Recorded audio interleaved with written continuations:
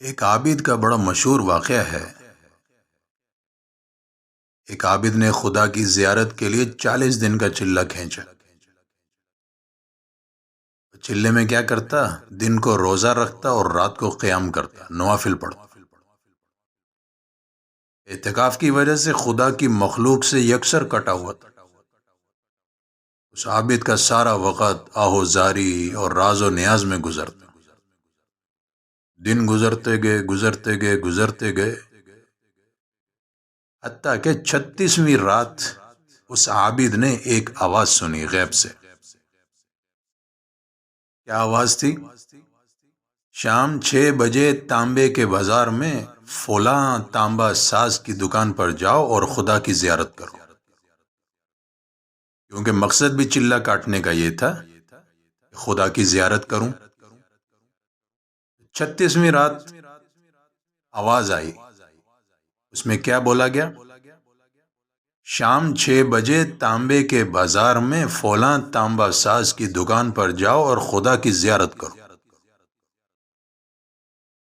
عابد وقت مقررہ سے پہلے پہنچ گیا اور مارکیٹ کی گلیوں میں تانبا ساز کی اس دکان کو ڈھونڈنے لگا جو غیب سے آواز آئی تھی نا، ڈھونڈو، جاؤ اس دکان پہ۔ تو اس دکان کو وہ ڈھونڈنے لگا۔ وہ کہتا ہے کہ میں نے ایک بوڑھی عورت کو دیکھا جو تانبے کی دیگچی پکڑے ہوئے تھی اور اس دیگچی کو ہر تانبا ساز کو دکھا رہی تھی کیونکہ وہ اسے بیچنا چاہتی تھی۔ وہ جس تانبا ساز کو اپنی دیگچی دکھاتی وہ اسے تول کر کہتا 4 ریال ملیں گے، اس سے زیادہ نہیں، 4 ریال۔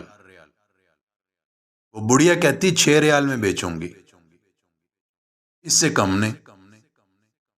خریدنے والا 4 سے اوپر نہیں دے رہا اور بیچنے والی بڑھیا 6 ریال سے کم میں نہیں بیچ رہی، لیکن کوئی تانبا ساز اسے 4 ریال سے زیادہ دینے کو تیار نہیں ہے۔ آخر کار وہ بڑھیا ایک تانبا ساز کے پاس پہنچی۔ تانبا ساز اپنے کام میں مصروف تھا۔ بوڑھی عورت نے کہا میں یہ برتن بیچنے کے لیے لائی ہوں، لیکن میں اسے 6 ریال میں بیچوں گی، کیا آپ 6 ریال مجھے دیں گے؟ تانبا ساز نے پوچھا 6 ریال میں کیوں؟ 6 ریال میں کیوں بیچنا چاہتی ہے بوڑھی اماں؟ بوڑھی عورت نے دل کی بات بتاتے ہوئے کہا میرا بیٹا بیمار ہے، ڈاکٹر نے اس کے لیے نسخہ لکھا ہے جس کی قیمت 6 ریال ہے۔ تانبا ساز نے دیگچی لے کر کہا میں یہ دیگچی بہت عمدہ اور نہایت قیمتی ہے ماں، یہ دیگچی بہت عمدہ اور نہایت قیمتی ہے، اگر آپ بیچنا ہی چاہتی ہیں تو میں اسے 25 ریال میں خریدوں گا۔ اگر آپ بیچنا ہی چاہتی ہیں، یہ تو بڑی قیمتی ہے، آپ 6 ریال میں بیچ رہی ہیں، لیکن میں اسے 25 ریال میں خریدوں گا۔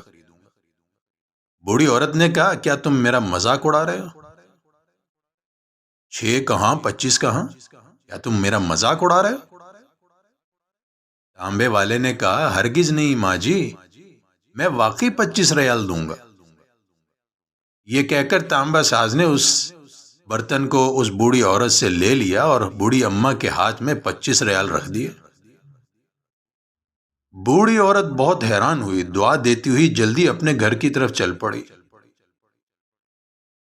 وہ عابد جس کو حکم ملا تھا غیب کے اندر آواز آئی تھی غیب سے، اس دکان والے کو ڈھونڈو، پاس جاؤ اس کے۔ عابد کہتا ہے میں یہ سارا ماجرا دیکھ رہا تھا، جب وہ بوڑھی عورت چلی گئی تو میں نے تانبے کی دکان والے سے کہا چچا لگتا ہے آپ کو کاروبار نہیں آتا۔ جیسے ہمارے ہاں بھی ہوتا ہے، کوئی سستا سودا بیچ دے یا کوئی مہنگی چیز خرید لے تو اس کو بہت سے لوگ کہنے والے کہتے ہیں یار تمہیں تو کچھ پتہ ہی نہیں ہے، تمہیں تو سمجھ بوجھ ہی نہیں ہے، تمہیں تو کام ہی کرنا نہیں آتا، تمہیں عقل نہیں ہے، فلاں فلاں پتہ نہیں کون سے القاب سننے کو ملتے ہیں۔ عابد نے کہا چچا لگتا ہے آپ کو کاروبار نہیں آتا، بازار میں کم و بیش سبھی تانبے والے اس دیگچی کو تولتے تھے اور 4 ریال سے زیادہ کسی نے بھی اس کی قیمت نہیں لگائی، سب نے 4 ریال لگائے اور آپ نے 25 ریال میں اسے خریدا۔ تانبا ساز بوڑھا تھا، اس نے کہا میں نے برتن نہیں خریدا، میں نے اس کے بچے کا نسخہ خریدنے کے لیے اور 1 ہفتے تک اس کے بچے کی دیکھ بھال کے لیے پیسے دیے۔ تم کیا سمجھتے ہو میں نے دیگچی خریدی ہے، میں نے تانبا خریدا؟ نہیں، میں نے اس بچے کا نسخہ بھی خرید لیا 6 ریال میں اور 1 ہفتے تک اس کے بچے کی دیکھ بھال کے لیے پیسے دیے ہیں۔ میں نے اسے اس لیے یہ قیمت دی کہ گھر کا باقی سامان بیچنے کی نوبت نہ آئے۔ سمجھ رہے بھائی؟ میں نے اسے اس لیے یہ قیمت دی کہ گھر کا باقی سامان بیچنے کی نوبت نہ آئے۔ عابد کہتا ہے میں سوچ میں پڑ گیا، ارے یہ کیسا آدمی ہے، کہاں کی سوچ ہے اس کی؟ ابھی کہہ رہے میں سوچ ہی رہا تھا، اتنے میں غیبی آواز آئی۔ کیا آواز آئی؟ چلہ کشی سے کوئی میری زیارت کا شرف حاصل نہیں کر سکتا، گرتے ہوئوں کو تھامو، غریب کا ہاتھ پکڑو، ضرورت مندوں کی ضرورت پوری کرو، یتیموں کے سر پر ہاتھ رکھو، بیواؤں کا سہارا بنو، لوگوں کی حاجتیں پوری کرو،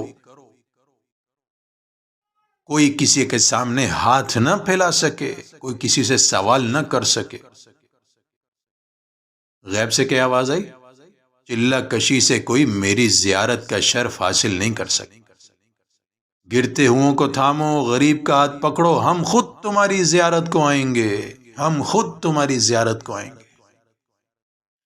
اس لیے میرے محترم، ہمارے ماتحت لوگ بہت سے کام کرتے ہیں، ہم بہت سے لوگوں کے سر پر ہاتھ رکھ سکتے ہیں، ہم بہت سے گرتے ہوئوں کو تھام سکتے ہیں، ہم بہت سے غریبوں کا ہاتھ پکڑ سکتے ہیں۔